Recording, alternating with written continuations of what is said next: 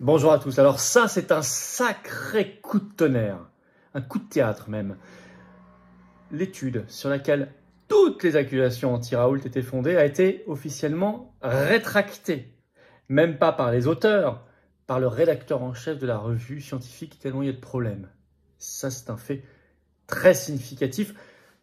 On va en parler. Alors que je vais vous rappeler que beaucoup de choses, campagne de presse, mais aussi des décisions et décisions disciplinaires, de justice et même des lois découlent de cette étude rétractée. Ça vient de sortir, ça vient de tomber.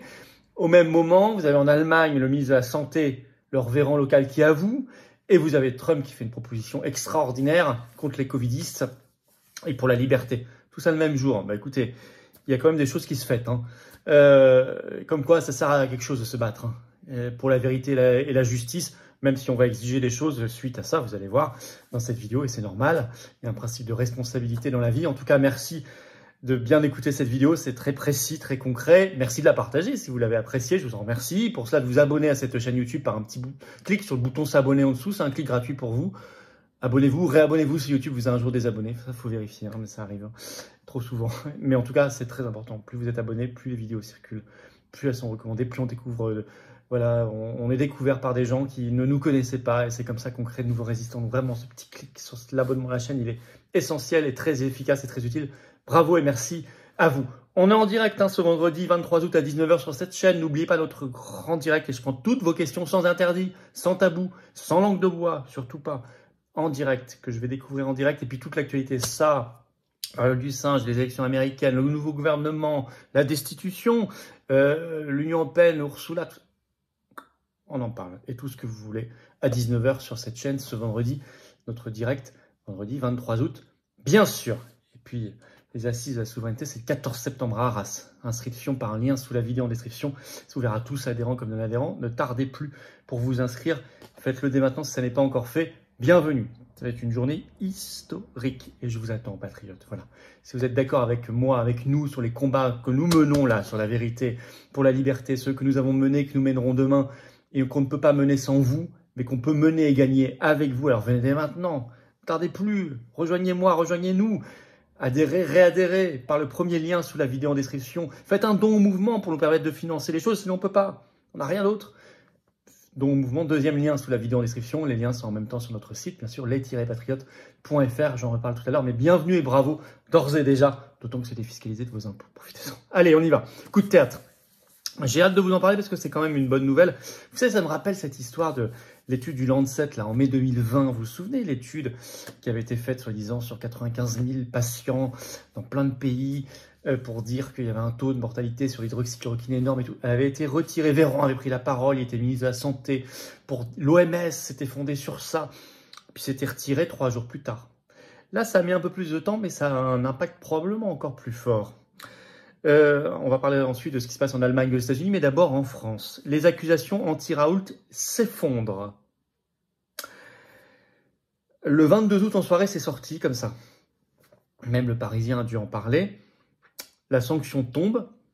La revue Biomédecine et Pharmacothérapie, dans laquelle a été publiée, je vais y revenir, cette étude le 2 janvier dernier, 2 janvier 2024, annonce la rétractation, c'est un mot scientifique officiel, quand on retire une étude scientifique considérée comme elle n'est plus valable, rétractation de l'étude qui s'appelait « Mort induite par l'utilisation de l'hydroxychloroquine durant la première vague de Covid-19 », qui estimait, tenez-vous bien, que cette utilisation, rien que pendant la première vague, avait fait environ 17 000 morts, précisément 16 990, dans 6 pays. Étude qui avait été publiée, étude française, par des chercheurs de Lyon, publiée le 2 janvier 2024. Vous vous en souvenez, on l'avait démonté, nous. Mais à l'époque, les fact-checkers disaient qu'on avait tort, qu'on mentait, qu'elle était vraie, qu'elle était solide et tout. Et elle a été rétractée, et de belle manière, par le rédacteur en chef de la revue scientifique. Et vous allez voir la notice qu'il a écrite. Je cite. Après un examen attentif de toutes les informations disponibles, cet article a été retiré à la demande du rédacteur en chef. La décision de se rétracter a été prise en raison de 2 problèmes majeurs. La fiabilité des données et choix des données. L'ensemble des données belges en particulier s'est avéré peu fiable sur la base d'estimations. 2. L'hypothèse selon laquelle tous les patients entrant dans la clinique étaient traités de la même manière pharmacologique était incorrecte. Les deux problèmes ci-dessus signifient que le rédacteur en chef a jugé les conclusions de l'article peu fiables et que l'article a donc dû être retiré. On parle de deux problèmes majeurs, je cite, dont un manque de fiabilité de l'étude, donc toute l'étude s'évapore. Vous avez parfois des études où ce sont les chercheurs qui ont publié, puis ensuite ils ont un doute, ou il y a des critiques par leur... Ils retirent eux-mêmes, c'est une rétractation, ça peut arriver. Quitte à refaire mieux, puis remettre. Bon, là, c'est complètement autre chose. Là, c'est une sanction. Sur des problèmes majeurs, il est écrit. C'est le rédacteur en chef qui l'a retiré. Or, tout a été bâti contre le professeur Raoult ces derniers mois, toute cette année, à partir de ça. Notamment, vous savez, parmi ces chercheurs lyonnais, il y a le professeur Molimar, qu'on voyait partout, à la télé, dans toute la presse, les interviews partout pendant des semaines. Tous ces gens-là traitaient Raoult de charlatan.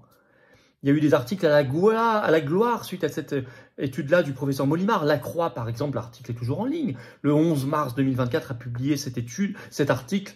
Mathieu Molimar, une digue contre la vague de désinformation médicale. Et puis, il y a eu des suites, notamment disciplinaires. Dépêche AFP, donc 3 semaines après la publication de l'étude, vous avez eu une dépêche AFP le 25 janvier 2024, le titre « Covid, l'équipe de Didier Raoult visée par une procédure disciplinaire pour avoir mené des essais non déclarés », en se fondant beaucoup sur les conclusions de cette affaire.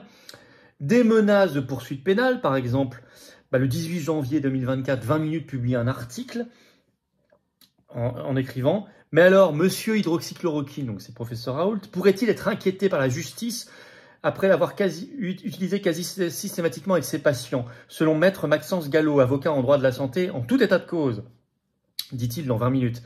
À l'époque, les familles des patients décédés qui ont été traités à l'hydroxychloroquine peuvent engager un recours civil à l'encontre de Didier Raoult, homicide involontaire, mise en danger délibérée d'autrui. Au niveau pénal, les poursuites actuellement hypothétiques peuvent être nombreuses si elles sont fondées. Et puis même, il y a eu des suites législatives. À votre avis, il vient de où l'article 4 de la loi dite sur les dérives sectaires? Pile. Les débats, c'était pile au même moment. Fin décembre 2023, début 2024, cette étude sur le 2 janvier 2024. Ça vient de là. Ça a été, en tout cas, ça, je ne dis pas que ça vient forcément totalement de là, mais ça a été utilisé beaucoup pour faire passer l'article 4. Tout s'effondre. D'autant que le même jour, vous avez des choses assez extraordinaires qui viennent d'Allemagne et des États-Unis sur le même sujet. Alors, Allemagne, c'est la suite, vous savez, des RKI Files, les dossiers RKI, Robert Koch Institut, l'Institut sanitaire allemand fédéral, on en a parlé sur cette chaîne, qui a publié 4000 pages de documents internes pendant la gestion du Covid. Das Bild, journal allemand, le 21 août, fait encore un nouvel article parce qu'il y a des nouveaux documents qui sont sortis. Et cette fois, c'est le Parlement allemand, le Bundestag, qui a découvert des mensonges du ministre de la Santé, qui est toujours le même aujourd'hui, qui était le même déjà à l'époque, c'est leur Véran, qui a politisé les décisions scientifiques alors qu'il avait toujours dit l'inverse. Je vais lire le chapeau de l'article de Das Bild, vous allez comprendre. Le ministre de la Santé, Karl Lauterbach, aurait influencé les décisions de l'Institut Robert Koch pour des motifs politiciens pendant la pandémie de Covid-19. Contrairement aux faits scientifiques, c'est ce qui ressort des protocoles RKI évalués par le vice-président du Bundestag, Wolfgang Kubicki. Donc maintenant, on en est au vice-président de leur Assemblée nationale qui s'y intéresse. Alors qu'en mars dernier, Lauterbach, leur ministre de la Santé, leur Véran, déclarait encore « Le RKI a travaillé indépendamment de toute instruction politique ».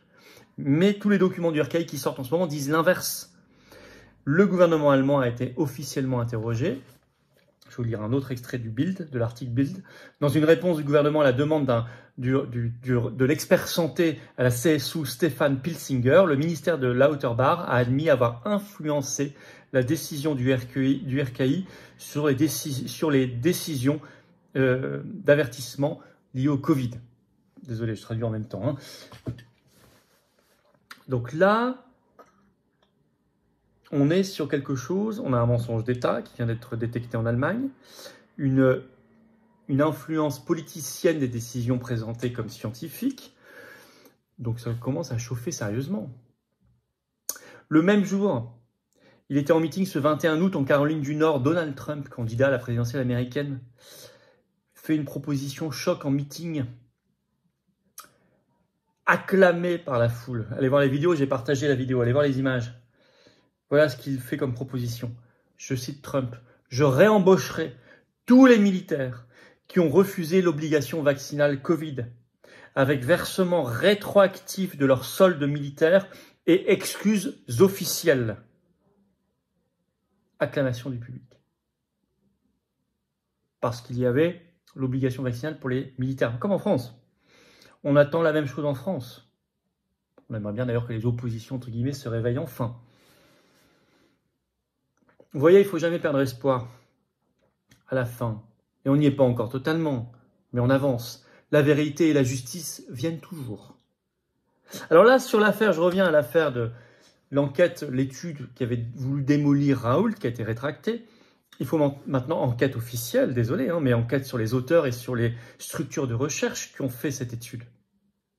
Parce qu'on ne peut pas publier comme ça des choses terribles qui ont un retentissement et une utilisation réglementaire, pénale, civile et législative impunément. Il faut à tout le moins une enquête sur les auteurs, les chercheurs et leurs structures de recherche qui ont financé tout ça. Voilà des choses que pourraient réclamer des parlementaires si on avait encore une opposition en France. En tout cas, les patriotes le demandent et on ne lâchera pas le morceau. C'est formidable pour le professeur Raoult et ses équipes, et pour tous les résistants. J'ai vu les réactions très satisfaites, par exemple, du professeur Chabrière sur son compte X ce 22 août au soir. Il a bien raison. C'est une bonne nouvelle pour tous les résistants. Ça justifie encore plus une grosse commission d'enquête en France sur cette affaire parlementaire. Je sais que vous rentrez de vacances le début octobre. Mais enfin bon, intéressez-vous un peu à vos compatriotes, à la santé publique, aux libertés, aux mensonges, à la corruption et à la vérité en contrepoint. On ne vous lâchera pas, vous non plus. Merci de partager cette vidéo, ça va donner du carburant à la résistance. Pour ça, vous abonner ou réabonner à cette chaîne YouTube par un petit clic en dessous sur s'abonner. C'est un clic gratuit. Bravo à vous, ça aide énormément à la diffusion des vidéos. Merci pour cet abonnement. Et puis, vous le savez, il y a les Assises de la souveraineté le 14 septembre à Arras. Il y a le lien d'inscription aux Assises, événement historique, le plus gros événement souverainiste jamais organisé en France. Inscription dès maintenant, faites-le, tardez plus, sous la vidéo en description. On se retrouve en direct à 19 h ce vendredi 23 août sur la chaîne. Notre gros direct. Ah, des choses à dire. Ouh là là là là. Il y a des choses explosives en France et dans le monde à étudier. Je prends toutes vos questions que je vais découvrir en direct, sans langue de bois. Soyez là, ramenez du monde même. Plus on est fou, plus on rit. Et surtout, ça va être intéressant. Et puis, je vous attends, patriotes. Si vous êtes enthousiasmé par le combat, vous avez envie de le rejoindre, venez, adhérez ou reprenez votre adhésion annuelle si elle n'est plus à jour. Vous faites un don au mouvement pour nous aider à financer. On n'a pas un centime d'aide de l'État ni un centime d'aide des banques. On n'a rien de rien de rien. Alors on fait les assises, ça coûte cher. Les assises d'éducation populaire qui vont suivre partout en France, les manifs, les opérations coup de poing, les affiches, les tracts du quotidien, les élections, peut-être dissolution dans un an. Il faut se préparer, il faut financer. Soyez là. Défiscalisez aux 2/3. Vous voulez donner ça au fisc. Faites baisser vos impôts en adhérant, réadhérant, en donnant au mouvement, faisant un don. Puis vous défendez des valeurs magnifiques, de vérité, de liberté, des combats magnifiques, le rassemblement magnifique pour nous, nos petits-enfants, nos enfants, les générations qui viennent. C'est beau tout ça, moi je trouve. Mais je veux le faire avec vous, venez maintenant. Adhérer, réadhérer, pour le faire, c'est le premier lien sous la vidéo en description dès maintenant. Ce lien est également en commentaire épinglé. Une petite fiche sur l'écran maintenant et dans quelques secondes, un lien sur l'écran. Faire un don au mouvement, deuxième lien sous la vidéo en description. Et tous les liens sont en même temps sur notre site les-patriotes.fr, facilement accessible. Bravo aux donateurs, aux réadhérents, bienvenue aux nouveaux adhérents patriotes et vive la France!